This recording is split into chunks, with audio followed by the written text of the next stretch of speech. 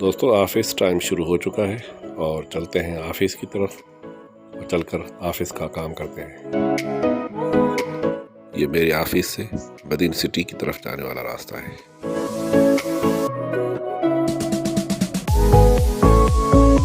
दोस्तों ये बदीन सिटी का मेन अल्लाह वाला चौक है जिस पे ये अल्लाह का नाम लिखा है।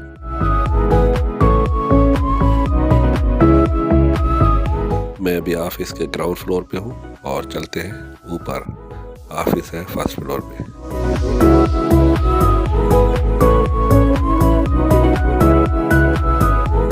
आज हमारे न्यू स्टाफ की ट्रेनिंग चल रही है।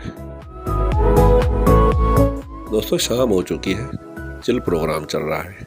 होटल पे आए चाय पीने के लिए और ये है होटल से बाहर का लुक जो सामने नजर आ रहा है।